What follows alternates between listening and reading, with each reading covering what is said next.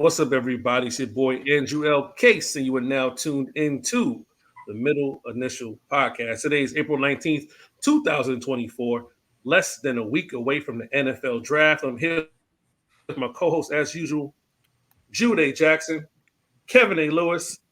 Jude, say what's up to the... Hey everyone, hope things are going well. Excited for the draft as always, and I'm excited to have our special guest here today. And I'm excited to be with Kevin Case again, as always. Sounds more enthusiastic about that part. Jesus. As always. Kev, what's going on? Not much, man. I'm good. I do not share the same excitement as Jude does because, well, I'm with Jude, so that's a no-go for me. But yo, everything is straight, man. Everything's good. And Juan Soto hit a 3-run bomb right before he got on, so life is good, man. Straight, everything's straight. Hey, man. As Jude mentioned before, we got a special guest tonight here with us from Jets X Factor. We got Brandyn in the building. Brandyn, I'm not going to try to pronounce your last name, I should say. In my head is Pokrass. Ross because I'm Jamaican. So it's Pokrass. Am I close? Yes. So it's Pokrass. And it's funny because I'm up in North Jersey and everybody up here thought it was Pokrass. And I had to be like, no, it's Pokrass. But it also got to a point where I just stopped correcting people because trying to correct every single person you run into about your last name, and when they come up with a nickname for it, it just gets exhausting. But close enough. As long as you're not completely butchering it, I'm good with it. Hey, man, the Caribbean side of me saw that. I said, Pokrass. That's what I saw. Shout out to everybody. Not gonna lie. Right. Same. Tell them, Kev. Same. The same thing. When I saw his last name, I'm like, oh, Pokrass. All right. That's the same thing, the same exact thought process. Yeah, so, shout out. But welcome to the show. We like to start things a little different. We like intros. You like intros?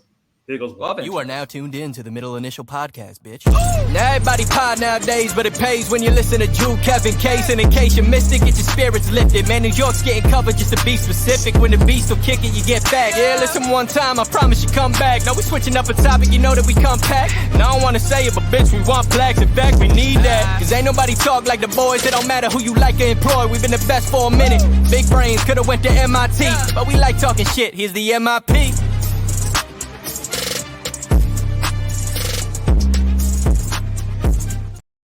Still the best intro in the game. Shout out to I Am Thorpe for the intro. Let's welcome Brandyn to the show. Middle Initial Podcast, episode 162. Another year, another draft. We've been doing the show for 4 years, so this is our fourth draft preview episode. I guess it's safe to say we had some good drafts or a good draft and some controversial ones. And, of course, nothing more controversial than this draft coming up because we have a big decision at 10. Some people want tight end, Brock Bowers. Some people want to go offensive tackle. What's his name? Funaga? What's his name? Fushaga? I don't know. There's multiple. There's multiple. It's multiple. I just know one of them sounds like he belongs a part of the WWE group. You know what I mean? Hanging out with the tribal chief. I don't know. We the ones. I know that. He's gonna acknowledge me when he blocks acknowledge me. Yeah. Your tribal king. Yeah. Some of us want to go get they want us to trade up for Marvin Harrison Jr. Some people want us to trade back. It's a lot going on, but. Before we get to that, Brandyn, tell the people a little bit about yourself and tell us about Jets X Factor. And another thing, before you get into that, it's going to ask one question. Is Nani a real person? Yes. Does he exist? Yes. Okay. Yes. I've seen pictures. I've never heard him speak. Maybe I need to look harder. And I've never seen him on video. So you're his proxy right now. He exists. He's real. Yes, It's a real person. It's a I, real person. I can confirm it. Yes, I can confirm. Yes. Okay. Because I've never heard anyone say, "Yo, Mike's at the tailgate. He's at trick. He exists." Maybe he just That- stay yeah. in a dungeon in his house. He don't go nowhere. I just feel he's in a room with like 12 TVs, just locked into everything film, and just comes up with this. Just Yeah, comes man, out with he everything. got a fridge, he got a treadmill, he got some TVs, and he's straight. Like, he don't gotta leave. He got a bathroom right around the corner. He don't gotta leave. He does not have to leave because I just kidding. The whole thing. He does not have to leave because when I saw when Brandon was following us and I met him at the charity tailgate with Nick and Nick, I was like, oh shoot, Jets X Factor. I was like, isn't that Nanya's thing? I was like, I wonder. he's not a creative. He's not a, like, it might be Brandon's like creative personality. Like, yeah, I'm gonna give these guys somebody to hate. But tell us a little bit about yourself. Not how we got here. We know how we got here. We follow each other. Definitely. I just read one of your articles today. Definitely good work. Make sure you follow Brandon on the socials. He has his at in his title, but I do us all a favor. BPOK24. So tell us a little bit about yourself. How we got here today, as far as with Jets X Factor and everything like that, and what you've been doing. I know you said you're a double major. That's your master's, about to get something else. Yeah, so it's funny. I did not exactly have the most typical route to writing about football. So growing up my entire life, I was a multi-sport athlete. I played baseball. Baseball was my thing. High school comes around. I add football into the equation as well. Funny story is, I played football when I was 7, then didn't play up until high school, picked it up, and basically picked right back where I left off. So football and baseball in high school, played baseball in college for 2 years, and then the pandemic hit. And everything kind of started spiraling after that, in the sense of I kind of knew I was going to be done with baseball once I finished up my sophomore year. And there was this just giant gap, and I couldn't figure out what I wanted to do, because for the longest time I was thinking business or marketing and all these different things. And then it clicked for me, because I had always been pretty good at writing, and I had always loved sports. So lifelong Jets fan, remember the playoff games, vividly remember just the brutal stretches of mediocrity and controversy and botching uniforms, and the list goes on and on and on top of Mets, Knicks, rain. Just sports had basically shaped me into who I am, because I saw so much failure growing up. Damn. And so much so much ineptitude that it gets to a point where you're like, you know what, maybe it would be fun to cover this, because it seems like nothing's going right. But in all seriousness, I was looking for that avenue, and it started with a little bit of podcasting, and then I was lucky enough to get an internship with Jets Insider. So Right. I was with Jets Insider for 2 years. And this past summer, I jumped on board with X Factor and basically arrived from there. So it's kind of been, as I've been going through college, just finished up my undergrad last year, finishing up my master's degree this year. It's kind of been a whirlwind, and so much has happened in a very short amount of time that, the path obviously isn't finished, but I'm really happy where I'm at right now. And I'm really happy to be covering and writing about the Jets the way I am. And it's just fun, right? The ups, the downs, everything in between. It's just something I really passionately enjoy.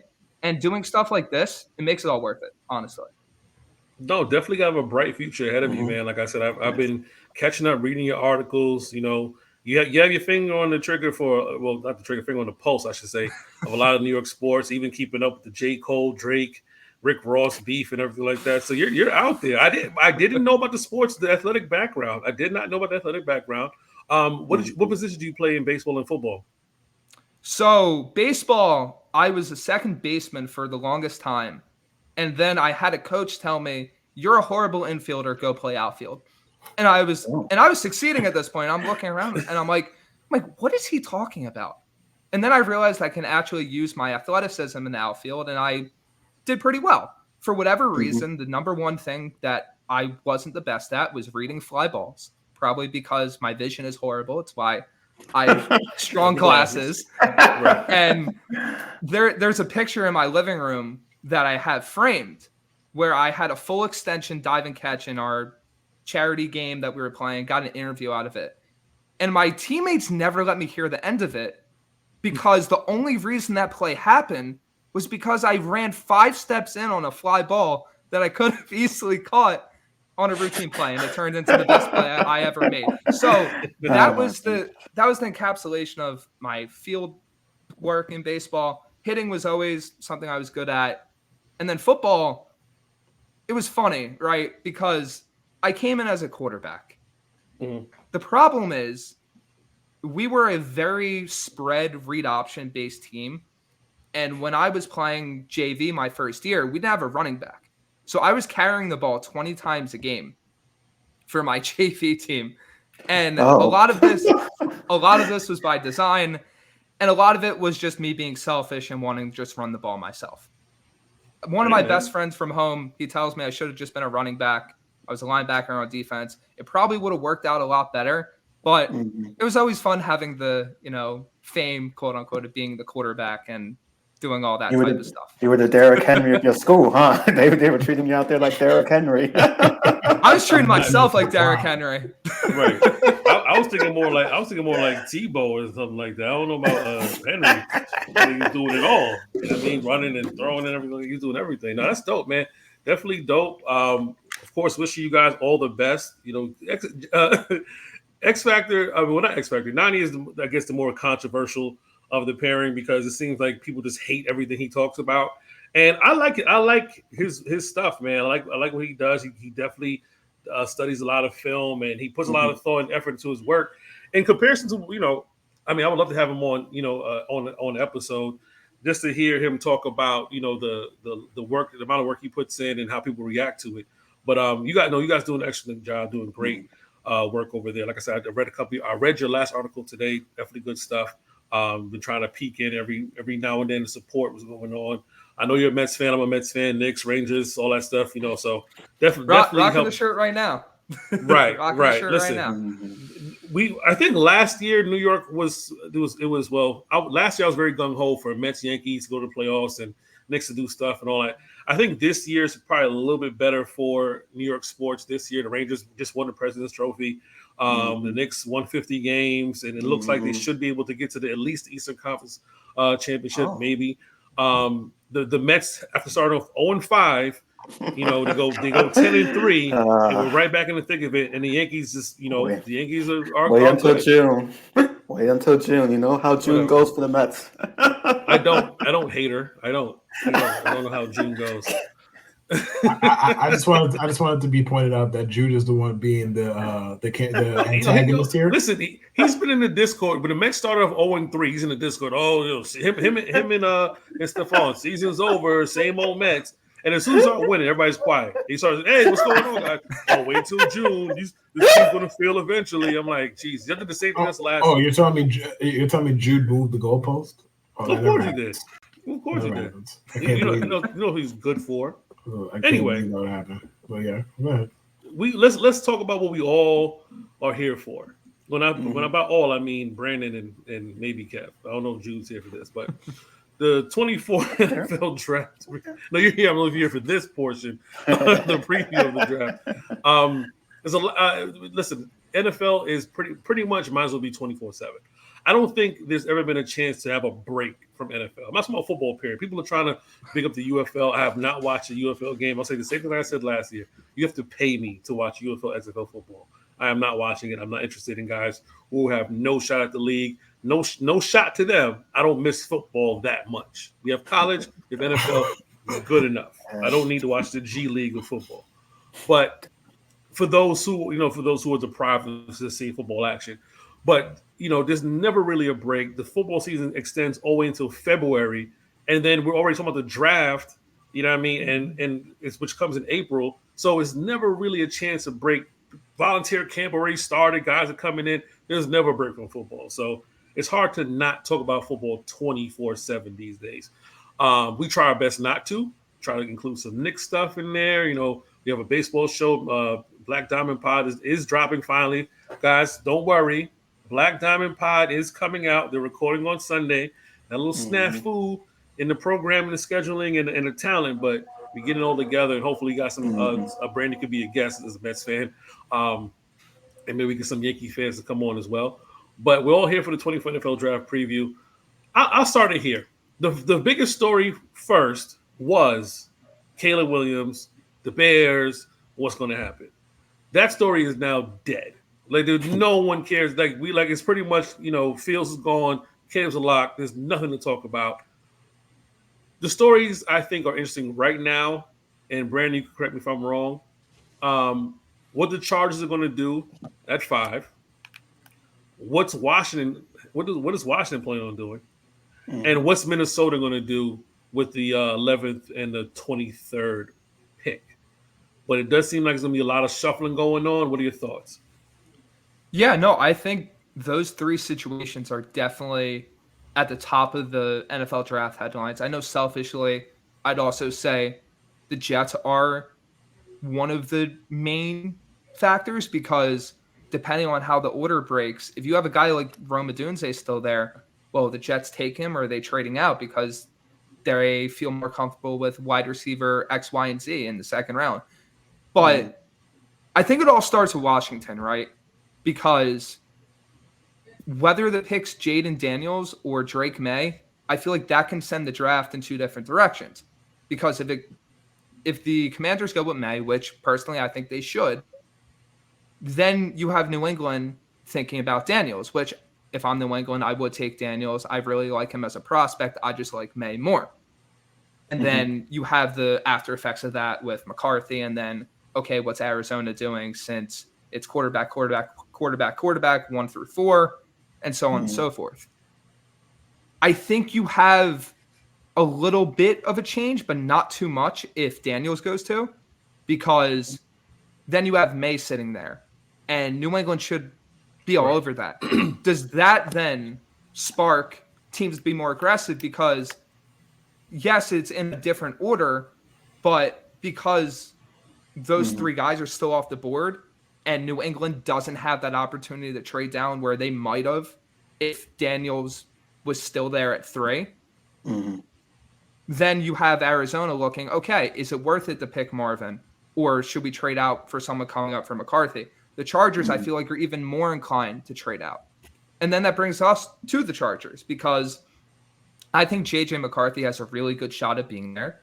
And I think it all depends on when do the Vikings want to pull the trigger? Right? Because it feels like the worst kept secret that, hey, this is the team that needs a quarterback and is positioning themselves more than anyone else for a quarterback. And it all depends who's on the board. Because as much smoke as we've heard about McCarthy to them, there's a shot they don't like McCarthy. They just met with Jaden Daniels. What if Daniels is all this time the guy that Minnesota's been angling to get? And if he's there, they pull the trigger. And if not, the draft just plays out chalk. And then I think you mentioned basically after the Chargers, did you mention the Giants at 6? No, I didn't mention the Giants at 6. The Giants are a big conundrum in every draft. So Giants at 6, from what I heard from the Giants fans and, you know, certain people who, like, I guess they don't want who they said they didn't want. They McCarthy? Don't. They want Marvin, but they said they're not getting a quarterback. So they don't want JJ at 6. I know that for sure. And it's either allegedly. But I mean, the Giants are the Giants. I can never figure them out. I don't try to figure them out. Half of the stuff they do don't make sense. But I don't think they're moving from 6. Like, I think they're staying at 6. The 6 they're going to stay. It depends, right? Yeah, absolutely. I think it depends. I think they're a prime target to move up to 4. I don't think it's quarterback right, or a wide receiver. I think they're quarterback. Either quarterback for sure. Yeah. Quarterback. I don't. If they want a wide receiver, they're going to stay at 6. Right. But I'm of the mind that of the top 3 guys, I don't think there's a big difference between them. To further my point. Like Marv, Rome, Neighbors. Like I think they're all in a tier. You can pick whichever one you want. Who cares? So like if the Giants want a wide receiver, they're going to stay at 6. Mm-hmm. Right. I think when you look at it, right, you can probably break the draft quote unquote storylines into a few different segments. So you obviously have the 2 and 3, the Daniels versus May. That's your first storyline. Then I'd say 4, 5, 6 is the McCarthy trade up. Is it going to happen? Is it not going to happen? Storyline with who, if does he go in this range? And if he does, is it one of those teams in those picks or is someone trading up? And when I say one of those teams in those picks, I mean the Giants moving up or the Vikings moving up from outside the top 10. Then I think 7's a lock, offensive line. And then I think 8 through 10 is interesting because depending on the wide receiver on the board. The Falcons at 8 and the Bears at 9. Yeah. And they have the Falcons going defense. Yes. Mm-hmm. So the Falcons are another team that they should trade out. Absolutely. I have a question, Brandon. Like with offensive linemen, where do you see the first one being selected at? Because a lot of Jets fans still do want an offensive tackle. So where would you see like Joe Alt being selected, for example? Tennessee, 1,000%. Okay. If the first lineman isn't Tennessee, it's because the Chargers didn't move out of their pick. Okay. So it's either the Chargers or the Titans, in my opinion. So it's either LA at 5 or the Titans at 7. And then you get to that range of Chicago or Atlanta, Chicago, New York. If Odunze is still on the board at 8, this is what I've been thinking they could do, and this is what I personally would do. I would try to jump Chicago for Odunze. And I think that's a bigger storyline because how many teams are having that same thought process as the Jets? Because there's other teams behind them that could make that move. What if Kansas City, and I know it's probably unlikely considering their cap situation, what if a team like Kansas City tries to jump the Jets for Odunze? What if a team like Buffalo tries to do the same? Because they see wide receiver, and we won't know this until draft night, as this extremely pressing need where they need someone to solidify that spot for the next 5, 6, 7 years. So I think in that top 10, you have your biggest storylines, but they're all segmented, and it all depends on who goes where, how this team approaches each pick, and the fallout of each pick. Okay. You had mentioned, I don't, correct me if I'm wrong, JJ to the Chargers? As a possible? No, somebody would be trading for him. But somebody would trade for him. Okay. I just want to make sure because somebody. Hey, man, the way Harbaugh be talking about JJ McCarthy, it would be the funniest shit in the world. You would think so. It would be the craziest guy? Nah, bro. Right. I need some JJ in my life, baby. That would be funny as hell. You definitely think so. All right, Jude. Storylines that intrigue you the most within the draft. And just understand that I'm going to dunk on you regardless of what you say. So go ahead. I feel this argument coming. I feel it coming, and I hope you're not going to bring it up. I want to see how far Marvin Harrison Jr. falls. I'm intrigued to see how far he falls because I initially thought he would be like top 3 pick right away. But since the Bears trade Justin Fields away, now it's going to be like quarterback. So is he going to fall to the Chargers? I personally don't think he gets past the Chargers, but if he does, will the Jets trade up for him? I want to see if Joe Alt somehow, some way gets past the Titans, what's going to happen then? Do the Jets trade up for Joe Alt? If somehow all the options the Jets want are at 10, does Joe Douglas go for the higher floor of an offensive lineman, or does he go for a higher ceiling per se of a wide receiver or tight end? I personally don't see them trading out. I feel as though they want anyone for a win-now situation. So that's my thoughts, really. I'm mainly interested in Marvin Harrison Jr. Please. I feel this coming. I feel this shit coming. Hi, Jude. Long-time listener, first-time caller. I just have one question for you. Damn. Would we be talking about this if the Jets just lost those meaningless December games that they love to win? Well, thank you. I don't have the calculations for that, but I'm going to guess the Jets will be at what? 6. I'm pretty 7. sure. I'm pretty sure Brandon knows where we would have been at if we didn't Yeah, win like, the if the meaningless Jets Patriots finish, the game. Jets finish 7-10, right? If the Jets finish 5-11, where would they be picking instead? If you know, I'm pretty sure if they lost those games, and if we're talking about the games to New England and Washington, they're probably they're no lower than 5, and they're probably at 3. Thank you, Brandon. Thank you so much. Thank you. But what did you say? What did you say, Jude? Are we still talking about those two wins? We're still that's what he said to us in the Discord today, by the way. Yeah, because I brought it up. I'm like, oh, you know what would have been nice? Not having to trade up if you would have just lost bullshit games in December like the Jets never do, because the Jets are the fucking 85 Bears of winning garbage games in December that mean nothing to nobody except the locker room. And it's like, well, you guys couldn't win in October, couldn't win in November, couldn't win in September, but now all of a sudden December comes around and here come the Jets just winning and shit. Right. Like, all right, great. Right. Hey, look. And Jude felt those wins did something for morale, right, Jude? The wins were a morale booster. You and Salah had a lot. Wins are aphrodisiac, remember? No, you and Salah had a lot in common, because the funny thing, that post-game victory against the Patriots, we're starting 2024 with a win. No, you're not. No, you're not. I'm just saying, in the most literal sense, he's telling the truth. Now, what that means, nothing.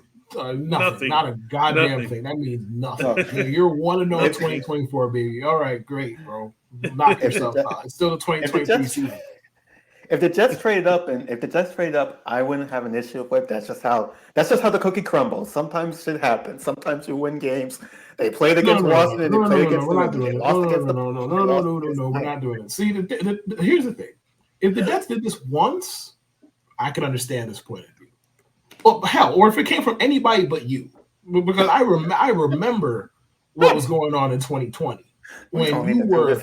Oh yes, the fuck we are. I remember when you were arguing to death about how important it was for an 0-13 team to win. 0-13 team to win games. You got your wish, and then they got Zach Wilson. That should have been enough to get you off this bullshit trick. That right there should have been enough. Nope. I go back longer than you. I remember the Jets winning a fucking overtime game in Week 17 of 2007 to go from pick 3 to pick 6. Do you know who went pick 3 that year, Jude? Matt Ryan. Do you know who the Jets picked that year, Jude? Who was it? Vernon fucking Golson. I'll tell you. That's who they picked. Yes. So he doesn't have a sack, right? Picking no sacks in the NFL. Yeah. He doesn't have anything. What did he got as many sacks in the NFL as we do, bro. None.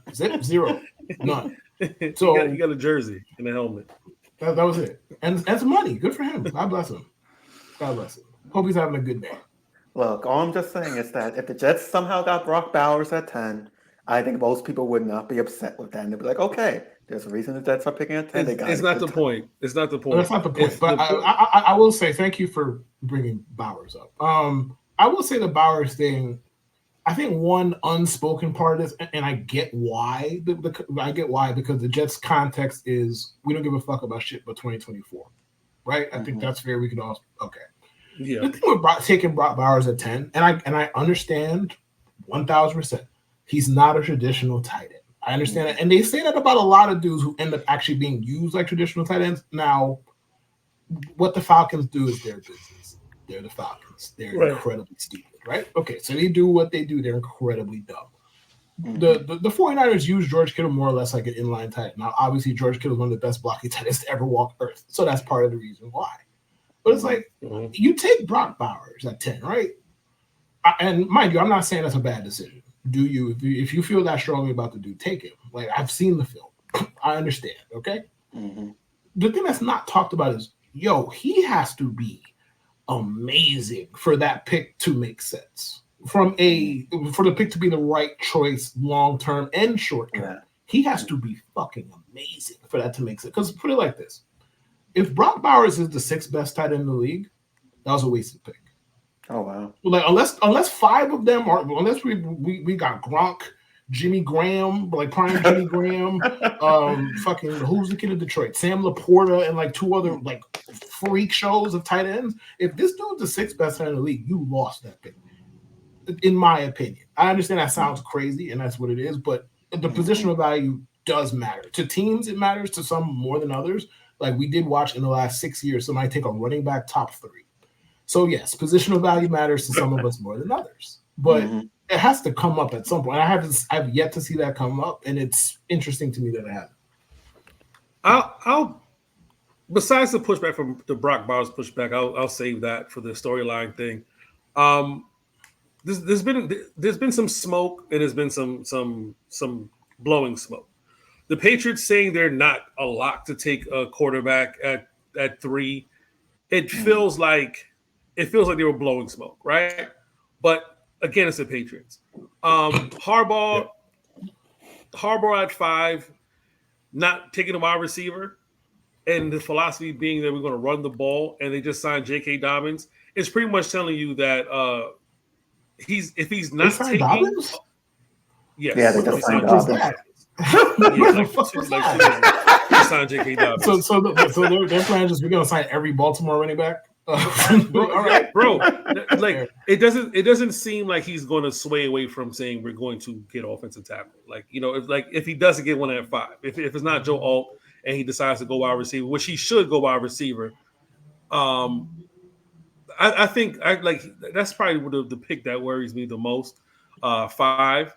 The Vikings sitting at 11, having picked 23. And just looking back at draft history about, trading up in value, they can get up to at least 4 where Arizona's sitting, and Arizona gets, 2 picks to go back to 11.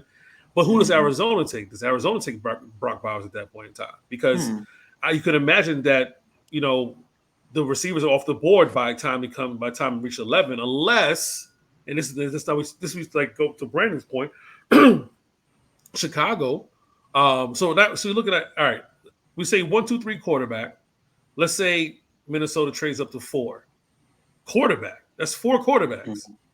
Now at 5, does your first wide receiver go off the board, or does Harbaugh get a tackle, or does Harbaugh trade back because he doesn't wide receiver, and someone trade up and they're taking a tackle, man. I feel like he has to take Marvin Harrison, though. It's like, who do the Chargers have on wide receiver? Have you met Jim Harbaugh? He doesn't. That's what I'm saying. Like, that's the thing about Harbaugh. He doesn't have to take it because he wants to run. They're going to turn that team into he's going to turn that team into a run first, like vertical bomb type of outfit. And not for nothing, I don't think that's like the world's worst idea.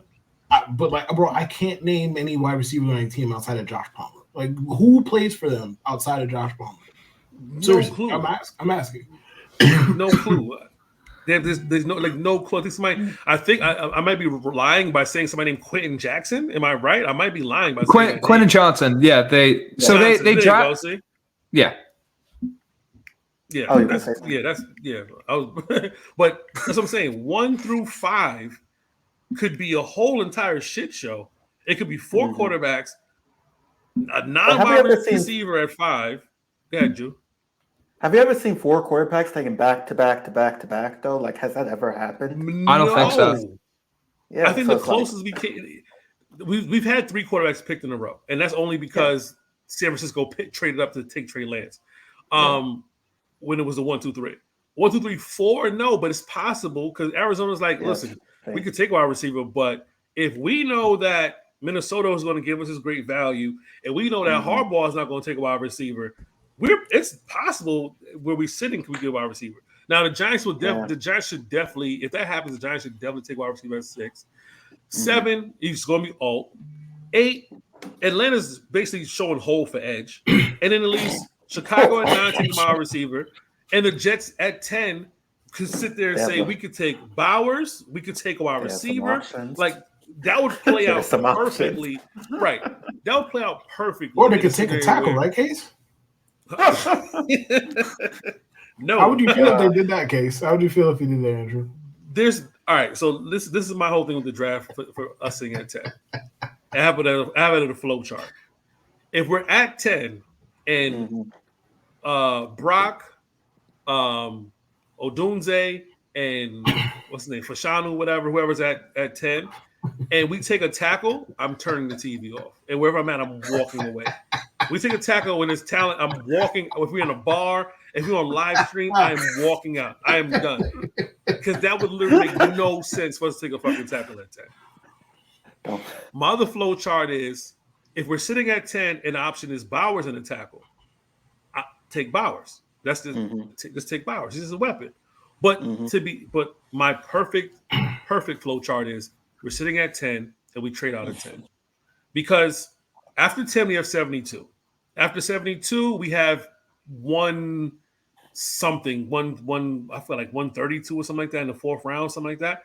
And then we have no fifth round pick. We have 1/6, and we have the last 2 picks in the 7th round.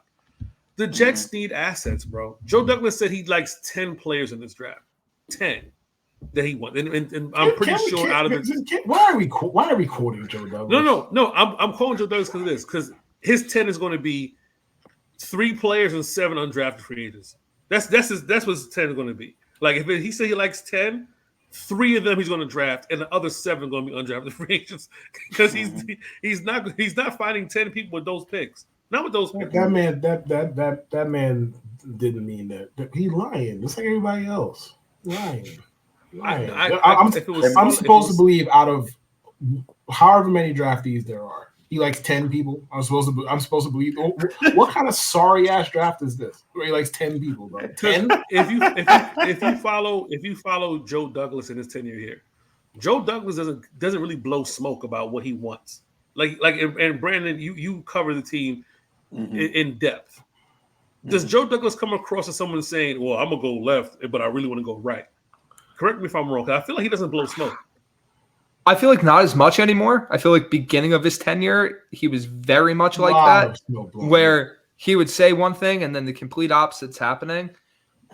I think he was purposely being obtuse today in the sense of not trying to obviously tip his hand of what he's trying to do. Didn't really shut anything down. Didn't really say they're doing anything. I think the quote of him saying he likes 10 players is more so alluding to the fact that they're going to draft 10 players, even though if I was a betting man, I don't think they're making 10 picks in this draft. Neither. So it all comes down, obviously, to, as I've said, how the board shakes out. My favorite option would be to trade out, to recoup the second, recoup another later pick, because if you trade down, right, whether it's wide receiver or offensive tackle, the 2 positions they need the most, there's a high likelihood a really good player is going to be there, right? Fair. Whether it's Troy Fautanu, who is probably my favorite tackle option even at 10, or Brian Thomas Jr. or A.D. Mitchell, right? There's going to be a guy there. And then the second round, if you get that pick and trade down far enough, now you're able to pick whatever position you didn't go with. Or if you want to run stuffing defensive tackle, or if you want to add depth to another position, right? It gives you so many more options for a team that needs depth. And the conclusion I've really came to, and this is really how I feel heading into the draft in less than a week, I don't think the Jets are staying at 10, no matter what, whether they're moving up or whether they're moving down. I simply don't think they're going to sit on their hands and let the draft come to them. And my main reasoning for this is because of what happened last year. Because they did the pick swap. They let the draft come to them. All of a sudden, Pittsburgh jumps them for Broderick Jones, and their Jets are just sitting there like, well, now what do we do? Brandon, do you know who facilitated that trade? Do you know which team facilitated? If this wasn't a family show, kick him. Bro, just kick him. We're not doing this. Kick him. If this wasn't a family show, the meme or GIF I would put up because Jude, you're embarrassing. Fucking Sheboygan Sergeant. You're not going to do that, Jude Trump. I'm not talking about Donald. I'm talking about Tiana. Enough, right? Enough. Keep it in your pants over there. But to Brandon's point, though, you can't. It feels so peaceful. Oh, damn it.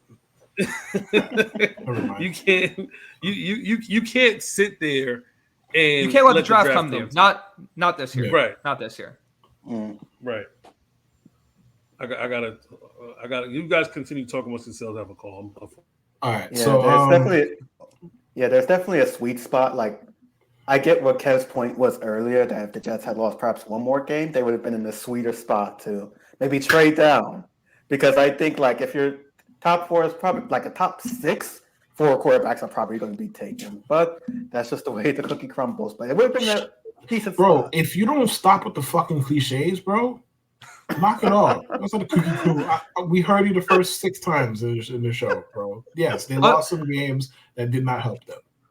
Objectively, though, right? If they were in pick 3 or pick 4, if they do lose those games, imagine the haul they're getting. Imagine this team operating with the amount of picks they could have had. And if we look at it, right, think about all the discussion that's about, well, if the Cardinals or the Patriots trade down, they're still going to get a great player at 11 or wherever that team's coming from, right? Imagine the Jets, where they're at right now, having that higher pick, having the ability to either be, hey, we're going to take Marvin Harrison Jr. and not think twice about it, or, hey, we're going to move down, get future capital, a second this year, recoup everything that we lost in the Rodgers trade, and still probably end up with Brock Bowers. I mean, look, I get the line of reasoning for the games, winning the games, but objectively, it hurt them really badly. And that's the thing. People are going to root for what they want to root for. That's fine. That's fine. The cops, okay? I'm not going to tell people what to root for. For now, we're in 2024. For now 6 years, Jude has made me seem like the crazy person for being like, I prefer to tank. Like, meaningless games, lose them. Like, it does not help you. Like, the only people it helps is the people in the locker room. And hey, I'm not gonna sit here and say, hey, fuck them people. They play for the team. Mm-hmm. They feel good in the moment. But I'm gearing this at the people who are now complaining about where the Jets might be or what they might do. Every year. But you are the same people who are rooting for them to beat the Patriots in Week 18. Same people. See, at least I can say for Jude, he ain't complaining about who they might or might not take. At least I can say that for him. But there are people, and I'm like, bro, I saw you on the timeline rah-rahing over a bullshit win in Week 18. Now you're like, oh, well, we might not be able to get a wide receiver. That's the point. Yes, this is what happens. My whole stance on tanking is I'm never going to basically tell players to lose games. You know, as someone that played sports, you're going to compete no matter what. And at the highest level, if you even take your foot off the gas a little bit, you're putting yourself in danger, right? But it's more so for what those games mean, right? At the end of the day, you can't objectively look at the Washington game or the New England game or whatever game down the stretch that the Jets won and be like, yeah, that's great for their future. No, it wasn't necessarily great for their future. It was good to, see Breece Hall run for all those yards. It was good to, in a vacuum, see the Jets win. But objectively, you lose those games, your team is in so much of a better spot to do anything they want. And it's crazy because they're still in a good spot this year with the number 10 pick. It would have been even better. Exactly.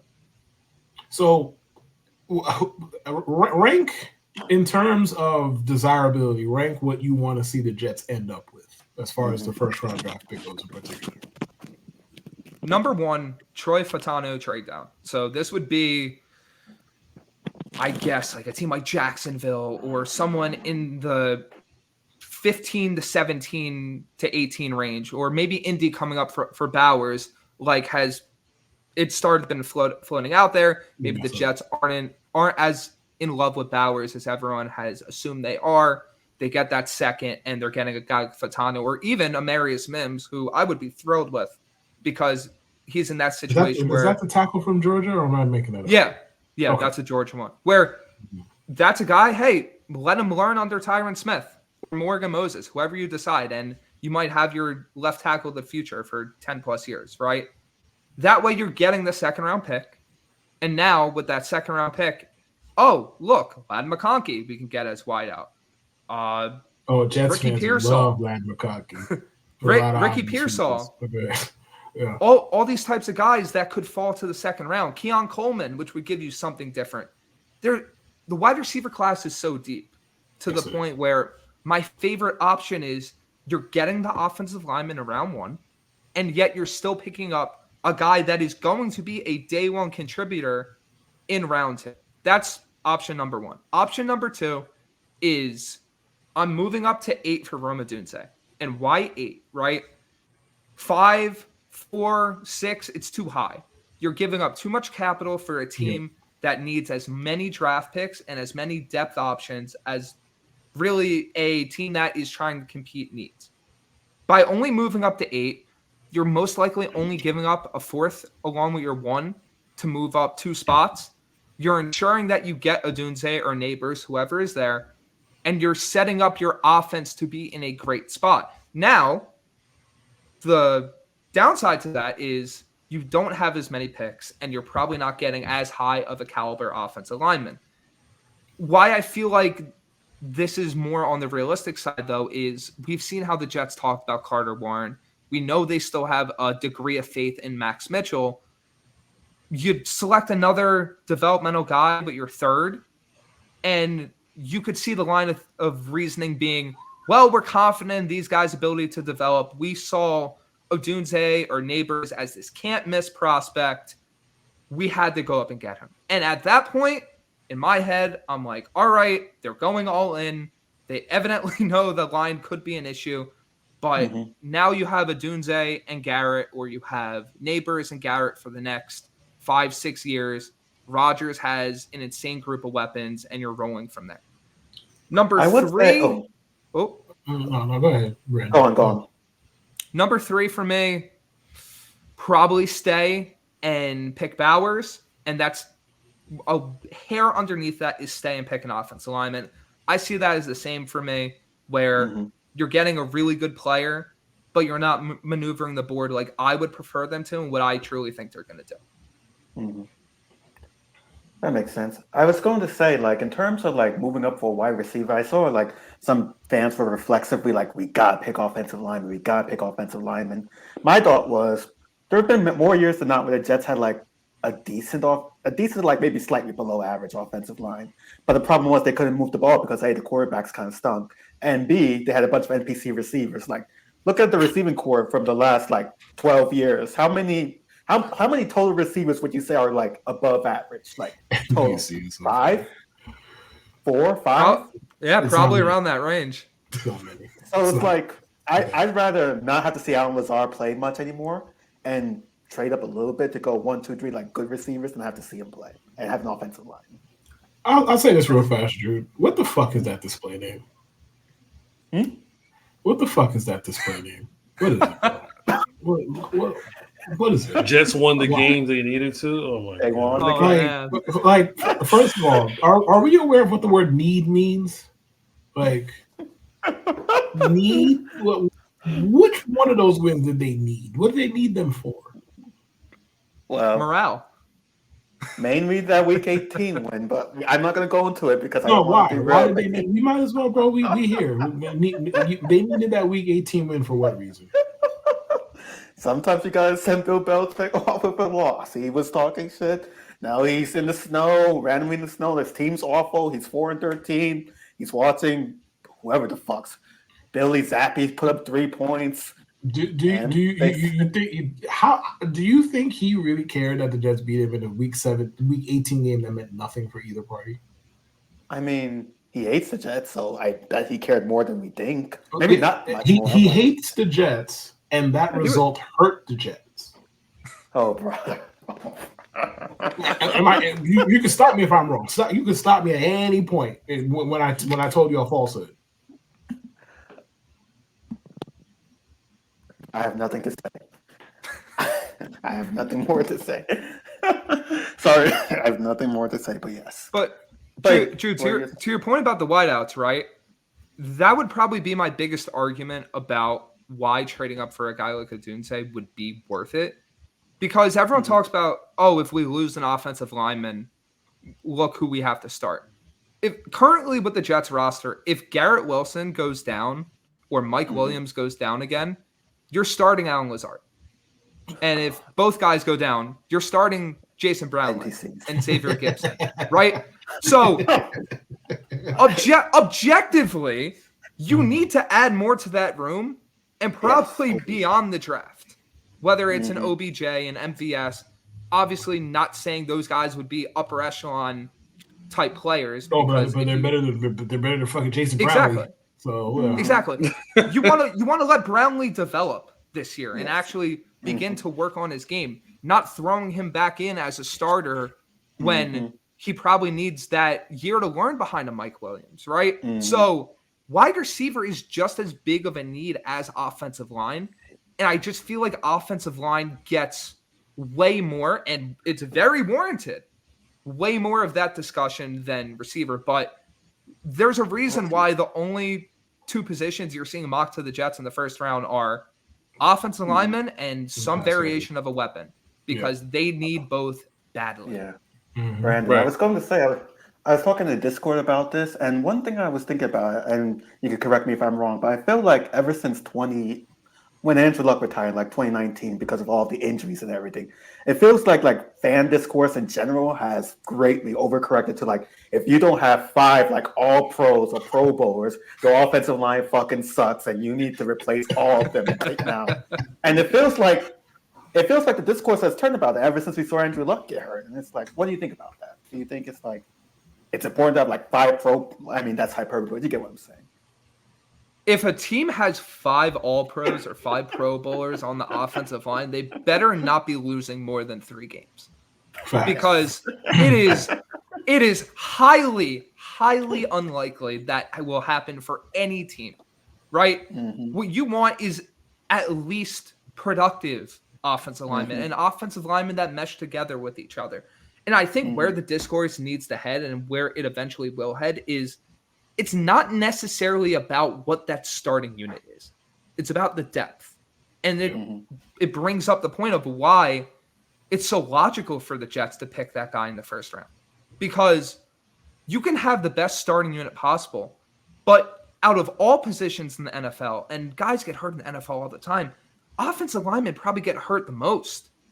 So it's very unlikely you are finishing the year, let alone 5-6 weeks, with the same unit you started with. And the teams that get lucky with that, and let's just say that how it is, get lucky with it, there are teams that go far. It's a crapshoot.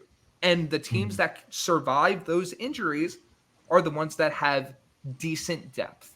So it's not about, we need the best center, guard, and tackle in the league. It's, no, you need 2 all-pros or maybe 1 all-pro. Or maybe an all-pro and a guy that's a fringe pro bowler. And then production from the starting level to the backup level. And when a team has that, you're in a great spot.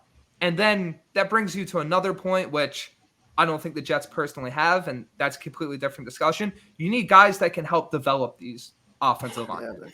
You need coaches that help develop the players and not leave them on their own. So Jets don't exactly have that at the moment. So drugs. That's the development. They're finding out which drugs are the best for healing injuries. That's the development. Rogers drug dealer. I mean, that's probably more than what Nate Hackett does, but I mean, I was going to say super quick. Nickel bags. It just feels like the gap between the first and like say 20th best offensive line to me is probably smaller than the gap between like the first and 20th best wide receiving group. To be honest, like I don't know. Well. Here's the thing. We asked that question. But I think with the offensive line, though. Sorry, control. But I think with the offensive line, though, like the caliber of quarterback doesn't get spoken about enough. Like from A, how good the quarterback is, B, how good he is at getting the fucking ball out of his hands, because sacks are a quarterback stat more than anything else. I don't think it's as set in stone as other people do. Like I do think offensive linemen do play a part in it, but for the most part, hey man, the guys, the teams near the bottom of the list of sacks every year are teams who either run the ball a shit ton or teams who have quarterbacks who get the fucking ball out of their hands quickly. So I don't think that's a coincidence. Go ahead, Case. Well, we were discussing in the Discord about the fall off because people think, the Jets can get wide receiver help in the later rounds. I'm like, well, if you're taking offensive tackle at 10, and then the next round you're picking is 3rd, and you don't play like who do you think is going to be there in the 3rd round? that's going to be good enough to come in and play right away. That's not like to Brandon. What Brandon said earlier, the Jets are in win now mode. So a guy like Bowers, I think he helps a win now mode situation more than a guy later on in the third round. But to pick at 72 and say, well, we're going to get our wide receiver at 72. Well, what about people who say we're going to get a quarterback in this draft? Because that means we're going to pick in the fourth, get a quarterback. People are saying Spencer Rattler may be in the third. So if we're not going to get a quarterback in the third and we're going for wide receiver, who's a quarterback in the fourth? Then we're not picking fifth. And then we're going deeper and deeper into the draft where it's like the talent pool is being less and less. So I'm on board with Brandon. You got to get out of 10. You got to get out of 10. The more we talk, the more I'm convinced they're going to do exactly that. Like the more we talk, like Brandon laid it out, and I'm like, I didn't think they were going to stay there in the first place, but now I'm very, very convinced that they're not. So, yeah, you can't stay at 10 and just say, well, tackle, tight end, wide receiver. Because somebody asked me, well, if they took wide receiver, would you be fine with them? I'm like, yes and no. Yes, I'd be fine with us taking wide receiver, but no, what like the second round, it's a whole round. There's a whole round. Now, if you're telling me the Jets could somehow get off of Lazard and get off of Wilson and acquire some more picks, but Wilson's only going to get you like another seventh or whatever, and Lazard with his contract, you're going to give up assets for someone to take his contract. So I think the smart thing would be to get out of 10 and get into the second, and then maybe combine whatever future pick you get plus your fourth or whatever to get more assets. You know, Joe Douglas. I mean, there's a world where he could trade back twice if you're really that nutty and you trade back twice. I think there's a world that you can trade back twice, and you can. Twice? There's a world you trade back twice. You don't have to be a big jump. You could go from, let's say they go from 10 to 15 with the Colts, right? You Colts 15, and then you get your second round pick, maybe a future, whatever. Because I think the Mahomes trade was, I think it was the last pick at 10, if I remember. The Mahomes trade was a first round pick, a future first, I believe, Kev, and a third, right? If you come up with that, a swap, a future first, which is not going to be, it's going to be a second. They're just going to make it easy for the Colts to say, hey, you know, if it were the Colts, give me your first, give me your second, and the future, whatever. The Jets could sit there and say, you know what, I'm not satisfied at 15, and trade back again to some other team, and still end up getting a tackle they want or whatever. Now you're going to intentionally take yourself out of the Brock Bowers sweepstakes, but at that point, do you care? Because now you're getting the assets that you need. You could pick something in the first, you could pick something in the second, you'll have a third, and now the draft outlooks look completely different. I just don't think you can sit at 10 and convince me to say one person is the answer for everything at 10. I just think Bowers could just serve as a hybrid / tight end wide receiver. I'm more leaning towards Bowers at 10 just because he could do a little bit more. It's a little bit more, but you know, I'm not. The right move is get the fuck out of 10. Get out of 10 is the right move.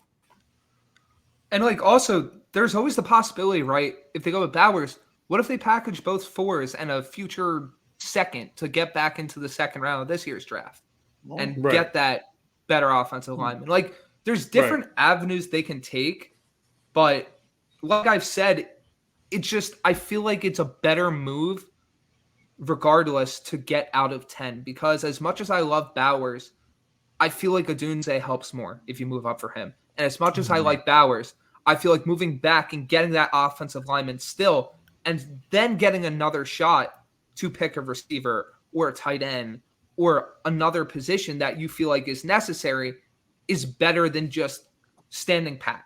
And as I've said the entire show, it all depends how it plays out, right? We're talking now about what the Jets should do. Draft night, what if the Cardinals and Chargers, for example, take two offensive linemen, and all of a sudden we're at pick 6? Oh, Marvin Harrison Jr. And Harrison, Neighbors, and the Dunes, they haven't come off the board, right? Is that likely? No. But we've seen crazy things happen in the draft. Right. Yeah.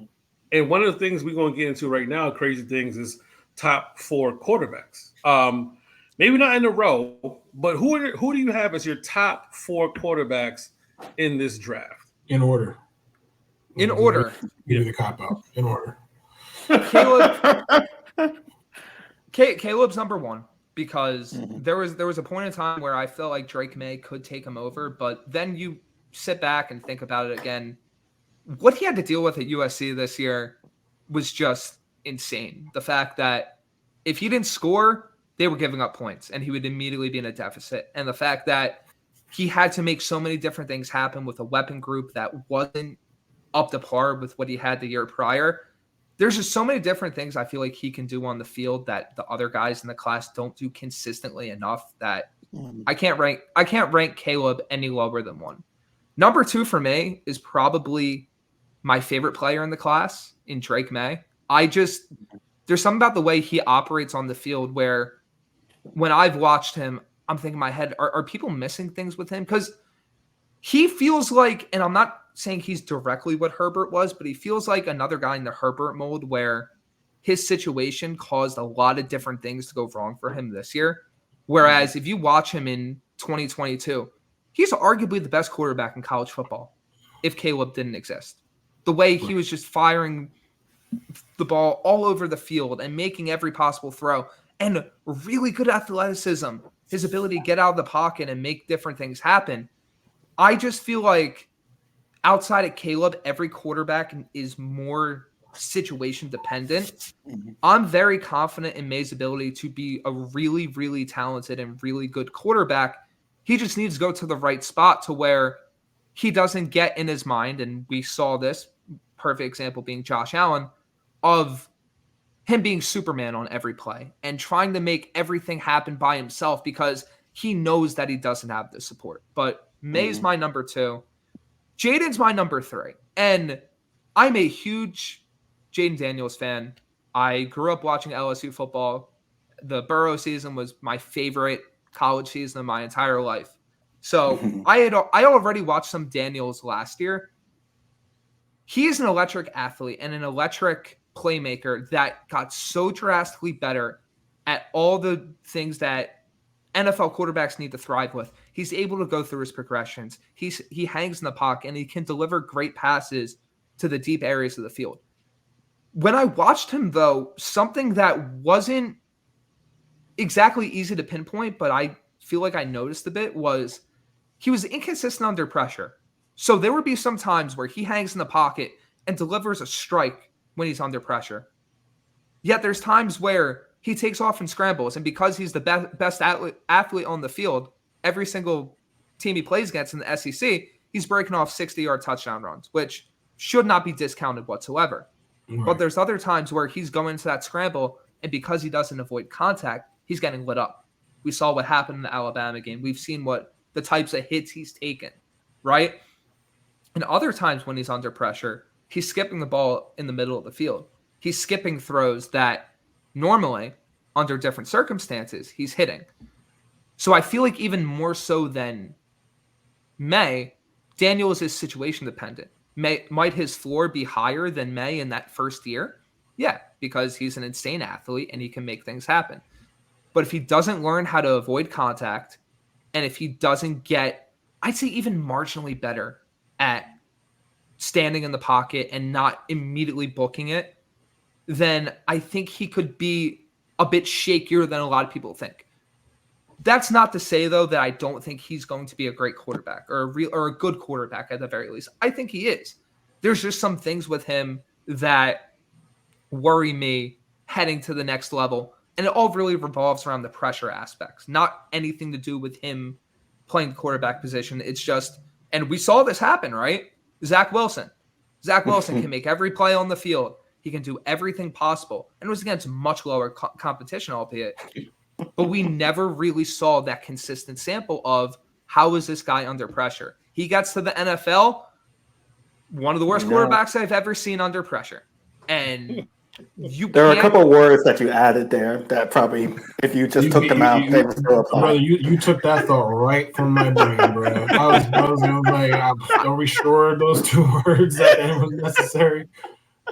Yeah, right, exactly.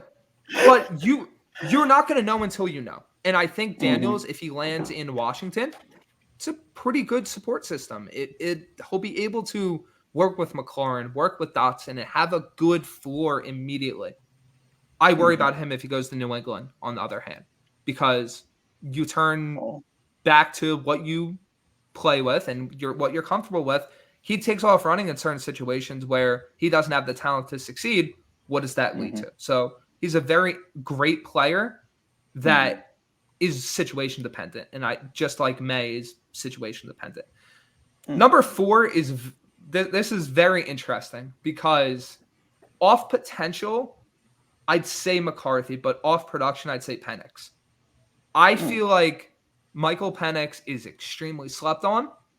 I feel like as good as McCarthy has shown he can be, there's a reason why Michael Penix was seen as the best quarterback in college football this year for very long stretches. And he showed it. Probably should have. I agree. And he has just... He, to me, feels like the guy that's going to be overlooked in this class. And if he goes a little bit later than the other guys, we could be looking back in 2 years' time and not saying that he's the best quarterback in this class, but is the guy where, hold on, why wasn't this guy a top 10 pick? Why did this guy slide to 13, 14, 15? And it's because I know some people are worried about his throwing mechanics. He's the type of quarterback that I feel like if there's an issue, he's going to fix it. Look how he's developed from Indiana to Washington. He completely remade himself as a player. He's the guy that's going to put that work in no matter what. And yes, he was elevated to an extent by Jalen Polk and Jalen McMillan and Roma Dunze. But I think that where he lands, he's going to be able to adjust. He's going to be able to make plays. And most importantly, I don't think he needed to show it at Washington, but he has the athleticism to thrive in the NFL. He just hasn't shown it. I think as he gets more and more comfortable on his knees, because he's not that far removed from surgery, you're going to see him make plays out of the pocket. You're going to see him make plays down the field. And does he have the ceiling necessarily of Williams, May, McCarthy? No. But I think he has arguably one of the highest floors in terms of being a downfield passer in this class. And I'm sorry, that can't be overlooked, especially in a quarterback era where you need your guy to make every possible throw. I feel like Penix fits that mold exactly. So if you were to guess, if we were at the top 4 quarterbacks, and between McCarthy and Penix, where does McCarthy land and where does Penix land? I think McCarthy is going higher because this could we turn say into a whole different team? What team does McCarthy land? If you were to say Vikings, where does Penix land?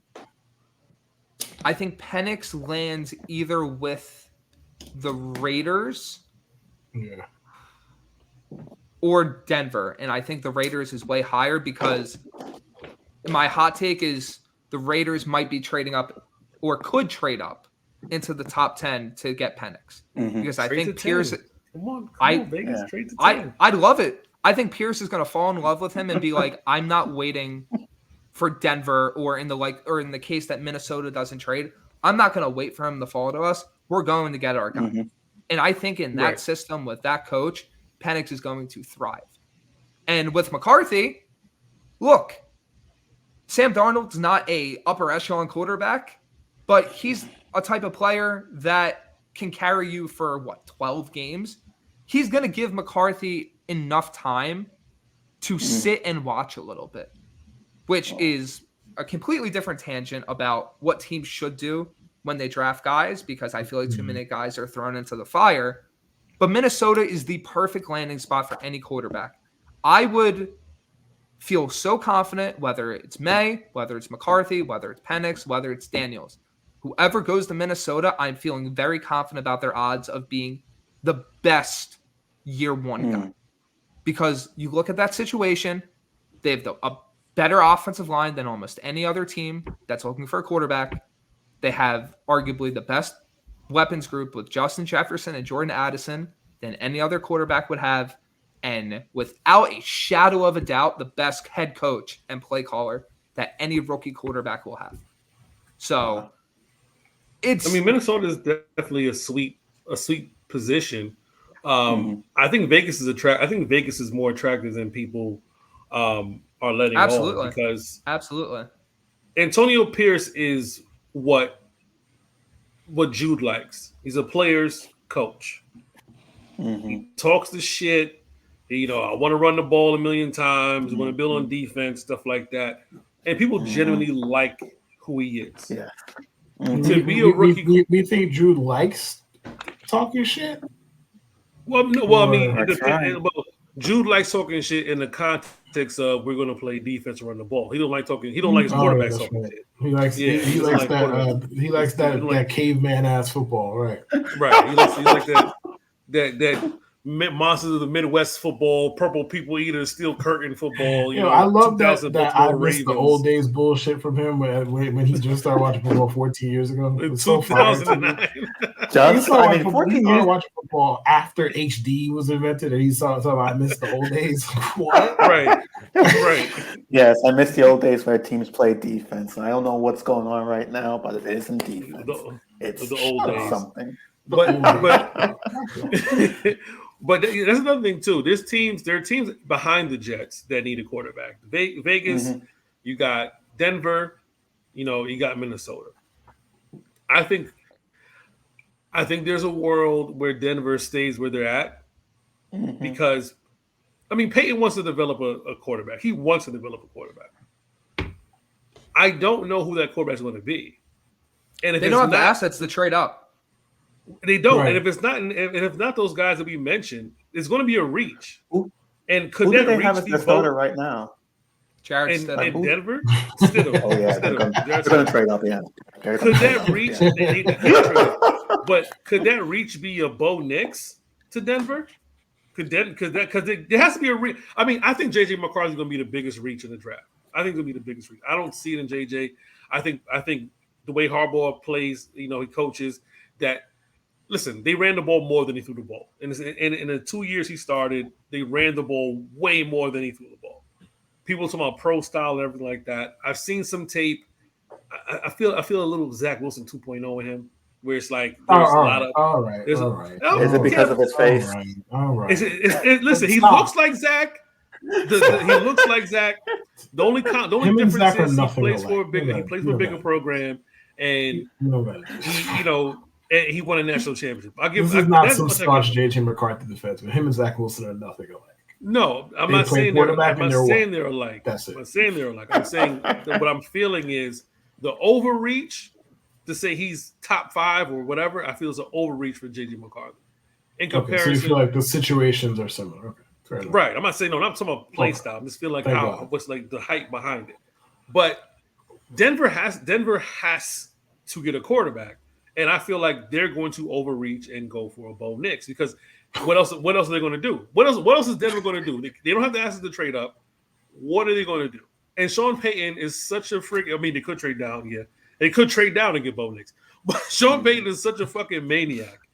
I think he's hell bent on getting his own quarterback and proving that, hey, I don't need a quarterback. I can develop my own. Because he developed Drew Brees. No, he didn't. Drew Brees was nice in San Diego. That's why they took the $85 million hit to get rid of Russ, right? Oh no, please don't. We're not talking about Russ right now. We're not talking about Russ. We're talking about the Denver Broncos quarterback situation. Russ is in that place where your hat's from. That's where Russ is at. We're not talking about Russ right now. I'm just simply asking, since you called him a maniac and he wants to develop his own quarterback. I'm asking you, is that why he took the $85 million hit to get Russ out of his face? Yes. I'm just simply asking. Yes. That's all I'm asking. Yes. Okay. He's a maniac. Okay. He's a maniac who's looking at $85 million hit. Yes. So are you. Absolutely. I'm not a maniac. I have that in common. I'm not a maniac. This take is maniacal. Yes. Correct. What?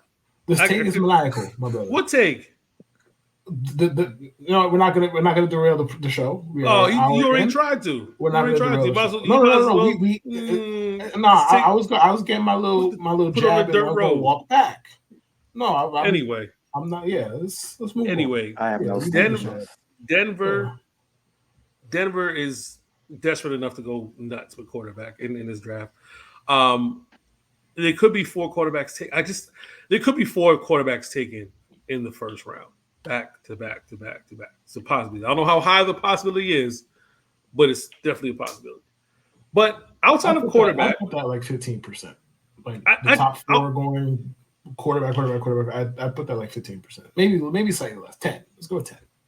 I don't know how desperate Minnesota is. Because I don't. They just paid Sam Darnold $13 million.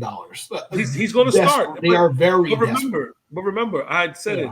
The teams that went and got these quarterbacks to be starters are going to be bridge quarterbacks, right? Right. Mm-hmm. But I don't know if Minnesota is saying necessarily we have to trade up to get their person. They may not have to trade up to get their person. What if they feel like Penix is the guy that they could take it 11? That's possible. That's possible. They don't have to trade from up. From what I hear, take this with a massive grain of salt. Kevin O'Connell is cool with anybody that wasn't Kirk. Like that, from what I heard, just again, take that with a massive grain of salt. Usually, listen, I'm done with Kirk. I'll take any of these motherfucking first round quarterbacks. I could do what I do with them. I could develop them, blah, blah, blah. Like similar to what you were saying about Sean Payton, except minus the maniacal part.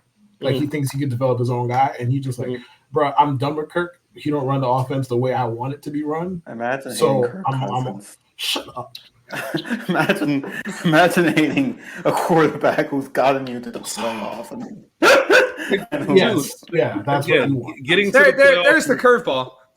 He loves. Oh god, right. Getting to the playoffs, Jude loves more than a get to the first round ass quarterback. Like we're begging Jude. We're begging Jude in the Discord to go be a Steelers fan. I don't know why. It's a perfect situation. They're not disrespected in the media. They have all the prestige in the fucking world. You know what I mean? All the history in the fucking world. They Jude, win did you want Derek Carr? 10 games. Yes, he did. Yeah, he did. Talk about that, Jude. Brandon. So I'm sorry to cut you off. Let me take it from here. He still claims that it was a good idea to go get Derek Carr to this day, to this minute. Like if I even with hindsight, search Carr's even with 2020 LASIK hindsight. Yes, bro. Still. We could go back this April. I promise you, if I go to the Discord right now and search Derek Carr's name, I could find tweets or posts from Jude from no later than, let's say, February, like saying this could have all been avoided if the Jets could have just traded, could have just signed Derek Carr. I'm serious. He's dead serious about this. I mean, we're talking about Derek Carr, right? Yeah. Why do you sprawl out on this ridiculous hill, Jude? Tell our guest. Well, I must every guest have to hear about the Derek Carr reasoning, but because the reason why with Derek Carr was not so much his ability, because we all know he stinks. I don't have any illusion. Now he stinks. He stinks. In front of company, he stinks now. Okay, that's not how it's supposed to Discord. But go ahead, continue. Well, go ahead, keep going. Mm-hmm. Derek Carr does not bring his friends; he brings himself. And Aaron Rodgers came in. He brought all of his horrible friends. He brought Lazard. He brought Cobb. He brought fucking Billy Turner. He brought Hackett. Derek Carr would not have brought in any of those people. He would have brought himself. And then if the team stunk, it would be easier to get rid of Saleh and easier to get rid of Joe Douglas. We move on. We start anew. And that's it. So Derek Carr, it's not so much what he does on the field because he's kind of mediocre, stinks on the field. He could be good in some aspects, but for the most part, he's not that good. What he does off the field is more important. No. We're not gonna let you get away with that. I remember having a guest on our show, and we played the clip of Derek Carr in church. Yes, we did. It's sort of a heart. You remember that? You remember that rant? You don't remember that, Jude? Sort of a heart. I remember that. My man threw a game-losing interception in the playoffs, and then went to church the next year. He was like, or the next week, whatever it was, like, I was in the playoffs, and I was like, is that all you have from my heart? Like, that's what he did. That's what he did. And Jude is saying this man. Jude is saying this man would stink quietly. That's what he said on many occasions. The same man who was beefing with Michael Thomas a month ago, like not a year ago, not 6 years ago, a month ago, would stink quietly, is what Jude likes to say about Derek Carr. And mind you, Jude will always say, "I'm all about the wins and losses." That's what he says all the time. I'm all about the wins and losses. And the same man is now telling me, and has been telling me this ever since the fateful night of September 11th. At about 9 p.m. Eastern, he's been telling me this every day since, that getting Derek Carr was a better idea to trade for Aaron Rodgers. And the same man says wins or loss are all that matters. Say that.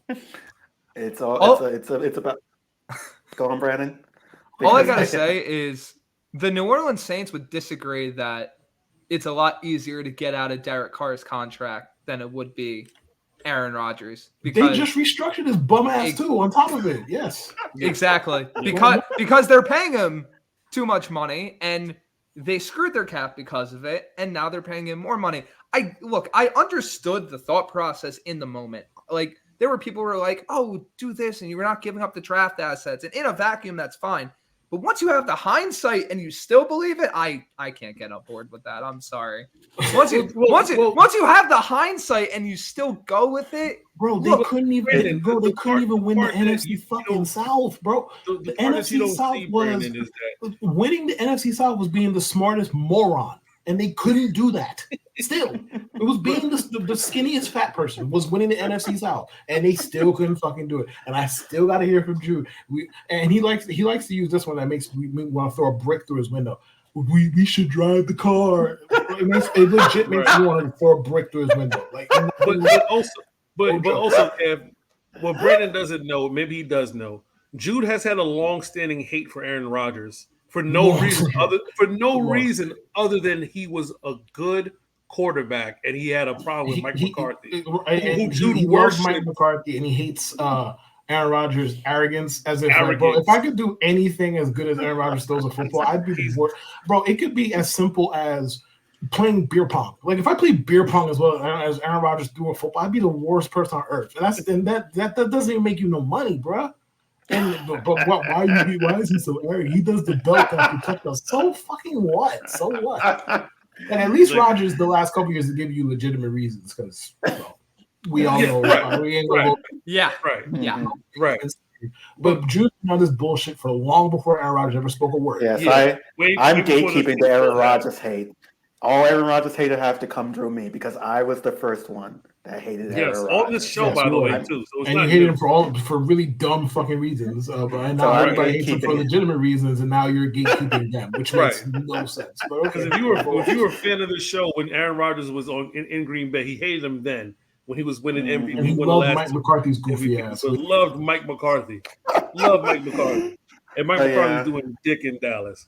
But yeah, I don't even know how we got on the topic of Derek. I don't know how we got on Derek Carr, but yeah, that was pretty Brandon asked. That's why. Because Brandon asked. Brandon asked, "Didn't you like Derek Carr?" Yes. Did you like Derek Carr? Which is a perfect question for the show. I'm so glad he asked that. Perfect question. Put you on the spot. Put your nonsense on blast. So everybody can hear this shit.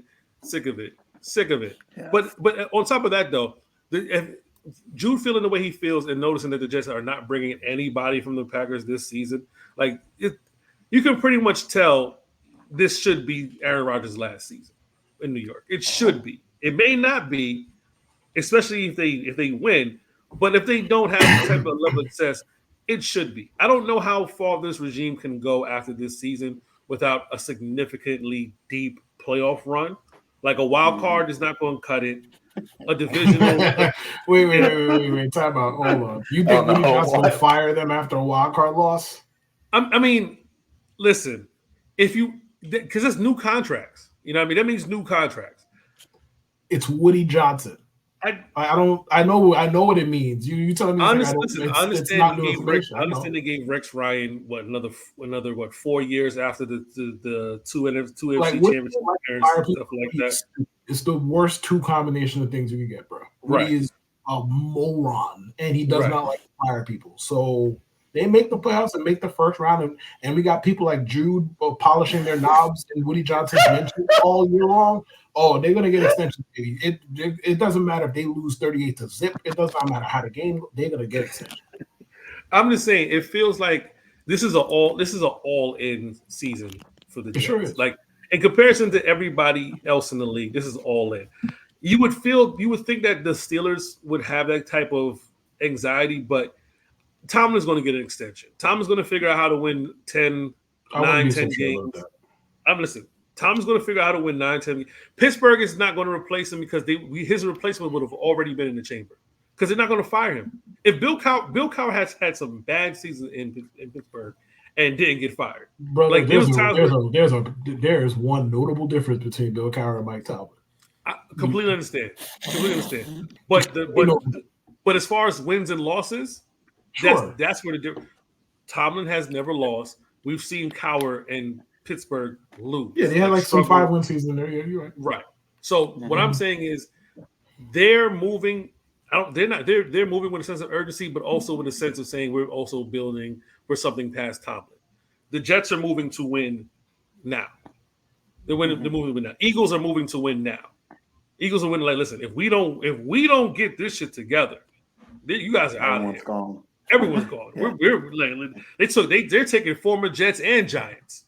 Yeah, they were talking to the old scumbag who used to coach the Patriots. I know you saw the piece, right? Who? They were talking to Belichick. They were talking to this scumbag ass. They were talking to him. Hey, that thing. How far did that go, Kev? You tell me. Bill Belichick's currently doing what we do. He just gets paid more. He's doing. So I'm gonna go ahead and guess that the whole process didn't go well for old Billy. Brandyn, we don't have to talk about. We're gonna be on Thursday night, Brandyn. How you taking in this draft? You're gonna be at home? Are you and Mike going to get together? Are you going to a bar? How's that go for you guys? So I do have a grad class, so that sucks. But I'm hoping to go out after that because it will end before the draft starts. So I'm trying to do something. I don't know what that is. I'm not the way my life has been with school does not allow me to plan very far in advance. So we will get there when we get there. Right. Well, listen, I was trying to get us in Yard House, and apparently I got the email back from Yard House saying they have a private event, so it got to be a draft party that we weren't invited to. So we put it to a vote. I don't know if the results in yet, but we're gonna let everybody know soon. We're either going to be doing a live stream or a meet and greet at some bar to go watch the draft, maybe Gin Mill. But we don't have any direct plans yet. Usually we have a draft party. We're not doing a draft party this year. And that's on me, to be honest with you. But we have more plans for the rest of this year. We want to do the charity event. So let's just put this out there.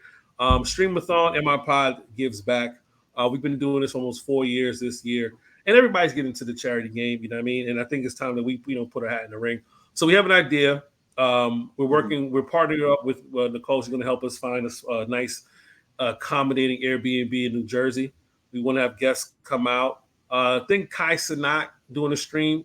12 hours of us streaming, talking, having guests. Of course, Brandyn, you're invited. Just a preemptive invite to come through. I tagged Drew from Jersey. I tagged Jake Brown. I spoke to Antoine Staley. He's down as long as it's not before his birthday, before camp. Reached out to Connor Rogers, a couple of people, but we want people to come out. Ideas we have: Dunk Tank, Jude Groove requests. We're gonna, if you donate requests, we're gonna Jude Groove requests. Shot o'clock.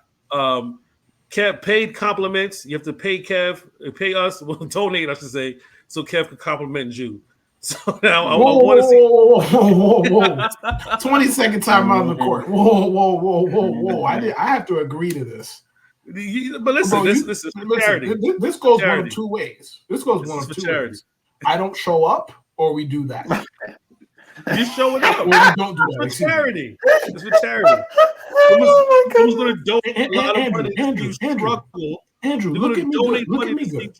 Look at me good. Look at me in my face right now. Look at me good. Does it look like I give a fuck what it's for in this particular context? Don't say that. Listen, I got to put you on timeout. See, Brandyn, look at this. It's for charity, Kev. Come on, man. This is what I go through. I'm just sitting here vibing right now, and Kev just doesn't want to give me one simple compliment. It hurts my feelings, Brandyn. If somebody wants to donate $25 to see you struggle to give Jude a compliment, let them pay and donate for a good cause. What's wrong with you, man? Have a heart. He can even say I'm easy to beat in fantasy. I'm the reason I help him win his fantasy league. I don't even understand why I got ejected from the game. The fuck did I do? I did nothing. I don't know why I got ejected from the game. Come on, Number two. Right. What did I do? Number two, Jude. No, just no. Listen, no. I'm not much. Just no. Shot o'clock where they donate for us to take shots. That's gonna be funny because of real alcohol. Because Jude has never taken a shot of anything more than Fireball whiskey. The dunk tank when we dunk our guests. You know what I mean? What else? Oh, we should dunk Jude. That's Oh, what you we should should dunk Jude. Listen, we're gonna have donation dunk tiers of who to dunk. Like if Connor Rogers comes through, say, hey, it's gonna cost $100 to donation to dunk Connor Rogers for a good cause. I'm gonna amp it up. The bigger the guest, the bigger the donation to get them in the dunk tank. I mean, bro, just understand that if you say it's $5 to dunk Jude, brother, I'm gonna be in there like James Harden in a strip club, baby. I'm gonna be in there like just dunking Jude. Like, what time is it? It doesn't matter. Right, like he just got dunked 2 seconds ago. Here again, more. But we're definitely gearing up for MI Pod Streamathon in New Jersey. We're looking for a lot of Jets Twitter. There are people in Jets Twitter who are not going to be invited. Don't make me have to say your name. You're not invited. So don't even think about DMing us and saying, "Oh, how can we help?" Be a solid partner or whatever. You can help by getting the fuck out of my right. face. Help by getting the fuck out of my face. So you're not invited, and you know why you're not invited. So don't even think about it. But I would love to see Drew from Jersey. I would love to see you come out for the Streamathon. Who else? Joe Caparosa. I would love to see you come out to the Streamathon. If Michael Nania comes out to the Streamathon, I will donate 50 of my own dollars. I will dunk myself. I'll put 50 on that. I'll put 50 on that myself. Yeah, we try to get everybody to come out. It's gonna be great. We have different causes that we're choosing from. I have a charity that I'm trying to work for. They're called Just Cause. I donated them before. They donate backpacks and school supplies to students, underprivileged students. So I'm really trying to get them on board to be a part of this. So do us a favor, follow us on YouTube. We're trying to get to at least 500 subs before the event, so we can stream to as many people as possible. So that's what we're up to. I'm gonna keep talking about it until it gets done. We're trying to raise more money than anybody on Jets Twitter to give back to multiple causes at once. Fuck it. That's my overall goal. But if we can at least help, if we can help out one person, I'm fine with that as well. So definitely support us, follow us on Instagram and on Twitter at MyPod69. Make sure you follow us on TikTok at _initial_pod. And before Jude gets too excited, the show's not done. The show's just beginning, man. You know the show can't done without this. It's the moment we've all been waiting for. Pull up a seat and get off your feet for Judes Grooves. You can beg, you can cry. Oh, wow. But it is inevitable, Jude, that you must groove. Jude's Grooves, ladies and gentlemen. Here we go. Kev sent me perhaps the longest one I've ever had to read. It's literally like 4 screenshots, and I'm just like, what the fuck is this? Like it's legit like 4 screenshots. Just you wait, Brandon. Let me turn my volume up. Here we go. I ain't got no motherfucking friends. That's why I fucked your bitch. You fuck motherfucker. Take money. West Side, bad boy killers. Take money. You know who the realest is. We bring it too. Take money. Take money. Okay, first off, fuck your bitch and the click you claim. Okay. West Side where you ride, come equipped with game. You claim to be a player, but I fucked your wife. We bust on bad boys. Niggas fucked for life. Plus Puffy trying to see me. Weak hearts I rip. Biggie Smalls and Junior MAFIA, some mark-ass bitches. We keep on coming while we running for your jewels. Steady gunning, keep on busting at them fools. You know the rules. Little Caesar, go ask your homie how I'll leave you. Cut your young ass up, leave you in pieces. Now be deceased. The fuck? Little Kim, don't fuck around with real G's. Quick to snatch your ugly ass off the streets, so fuck peace. Is this like kidnapping? I'll let them niggas nose on for life. Don't let the West Side ride the night. Haha. Bad boys murdered on wax and killed. Fuck with me and get your calves peeled, you know. Peep how we do it. Keep it as real as Pentatary still. There ain't no freestyle battle. All you niggas getting killed with your mouths open. Trying to come up off me. You in the clouds hoping, smoking dope. It's like a Sherm high. Niggas think they learned to fly. But they burn, motherfucker. You deserve to die. Thinking about you getting money, but it's funny to me. Oh, you niggas living bummy. Why are you fucking with me? I'm a self-made millionaire. Dog living. Out of prison. Pistols in the air. Ha ha. Biggie, remember when I used to let you sleep on the couch? Oh, this is personal. And beg a bitch to let you sleep in the house. Now it's all about Versace. You copied my style. 5 shots couldn't drop me. I took it and smiled. Now I'm back to set the record straight with my AK. I'm still the dog that you love to hate. Motherfucker, I'll hit him up. Oh my goodness. I never knew I needed hit 'em up in slam poetry, but I guess I did. It's still more. Now you tell me who won. I see them. They run. Haha. They don't want to see us. Take money. Whole junior mafia clique dressing up, trying to be us. Take money. How the fuck they gonna be the mob when we're always on our job? We millionaires. Killing ain't fair, but somebody gotta do it. Oh yeah, Mob Deep. You wanna fuck with us? You little young ass motherfuckers. Don't one of you niggas got sickle cell or something? This is invasive. You fucking with me, nigga. You fuck around and catch a seizure or a heart attack. You better back the fuck up before you get smacked the fuck up. This is how we do it on our side. Any of you niggas from New York that want to bring it, bring it. But we ain't singing. We bring in drama. Fuck you and your motherfucking mama. We're gonna kill all of you motherfuckers. Now when I came out, I told you it was just about Biggie. Then everybody had to open their mouth with a motherfucking opinion. Well, this is how we're gonna do this. Fuck Mobb Deep. Fuck Biggie. Fuck Bad Boy as a staff, record label, and as a motherfucking crew. And if you want to be down with Bad Boy, then fuck you too. Chino XL, fuck you too. All you motherfuckers, fuck you too. Take money, take money.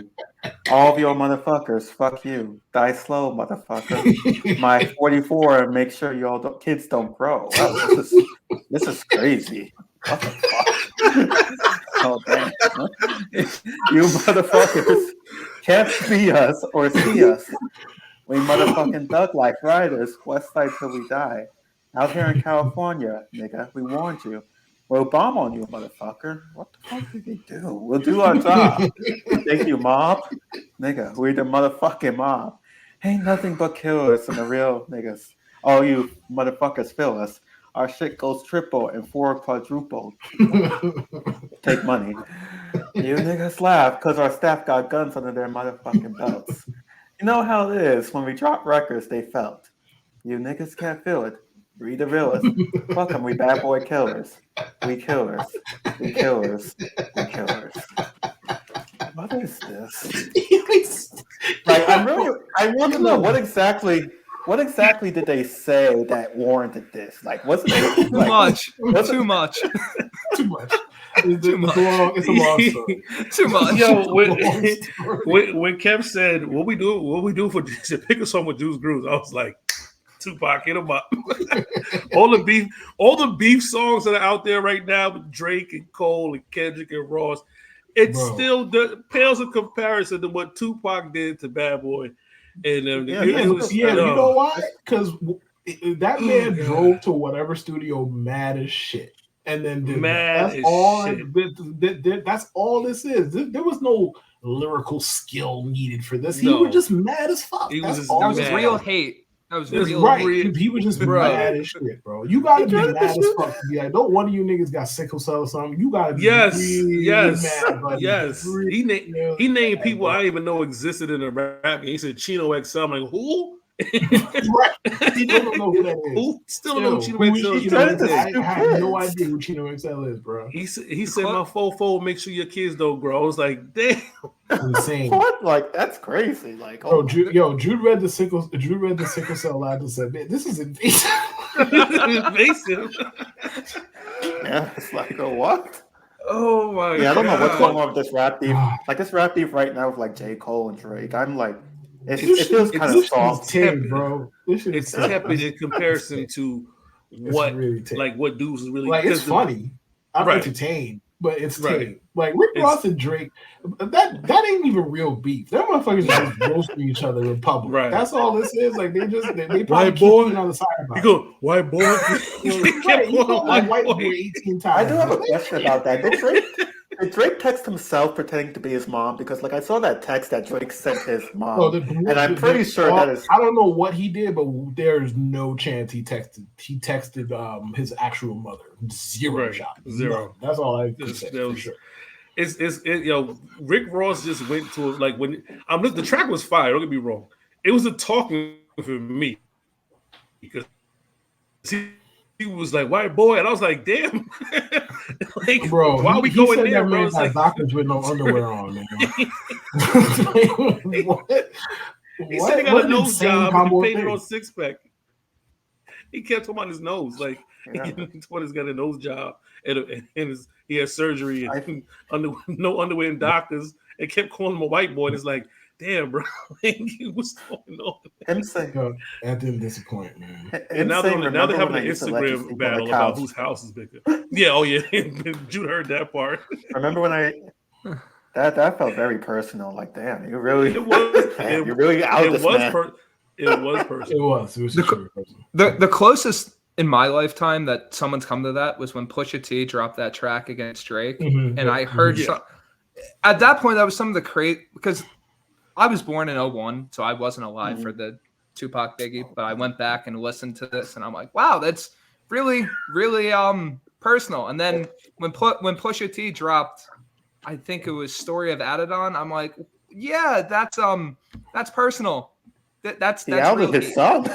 He outed Drake's secret son, and now he has acknowledgement in public. That's he called his baby mom's a porn star, bro. Like, I am not judging anybody for anything. All I'm saying is that is extremely personal to be putting on the record for public consumption. That's all I'm saying. But yes, Drake has been clowned for many different things, and one of them I remember. Rightfully, in 99 out of 100 cases, rightfully so.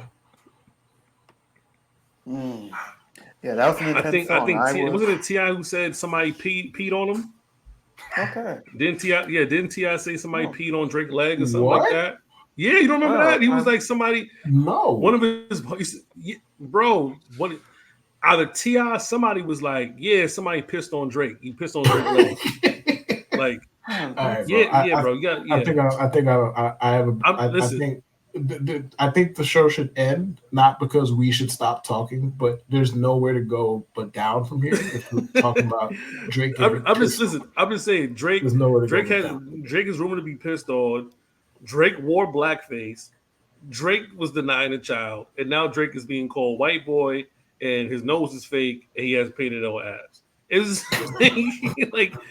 like, and this is the hottest rapper in the game. I don't want to be number one in nothing. Okay, I'll settle for a nice third place. Wow, I'll settle for third place. It's getting too personal, right? Hey man, he's lucky. They could go even more. They could get really gnarly and bring up some of the questionable things he said to underage girls. They can get really gnarly with this really quickly. His friendship with Millie Bobby Brown. He better just be thankful. Yeah, he better be thankful they're not going that far. They just talk about his abs or whatever. He better be thankful they're not going. But hey, Kendrick might. Yeah, that's what I'm saying. I'm about to say the same thing, Brandon, because like, you must not have learned your lesson about bringing up other dudes' wives, because you said something about Whitney, and you did it. Okay. People like Kendrick not respond. I mean, I wouldn't respond either. I'm waiting. I'm loading up. I wouldn't put my money that he's not. I don't know if it's going to come now, 2 months from now, 4 months. I don't know when. It's going to come on his time, but I think he's going to respond. Thank you, Jude, for that. You've been a good sport. That was a crazy lyric. Yeah, I mean, listen, it could have been what Dan suggested and what I suggested. Thank me for suggesting that. Listen, and for the record, Dan suggested "Freak Like Me." I'm not gonna have you read it. Shit like that. I'll have you read nasty shit from the dude's perspective. It becomes a whole level of awkward. I'm not comfortable with. If we're talking about Adina Howard getting freaked out, like, nah, I'm not gonna have you do it. I could never listen to that song ever again if you read that. I'm not gonna and Adina was fire, but I'm not gonna do that to you, Drew. That's the one line, the one line I will not cross. The one. Yeah, we're not ruining childhood fantasies. But if that was the case, I'd have had you read WAP a long time ago. But I'm not gonna do that to you. I'm not gonna do that. Wow. So yeah. Oh my goodness. It's a little too awkward even for me. No, we're good. But that's been our show. We want to thank Brandon. Yes, sir.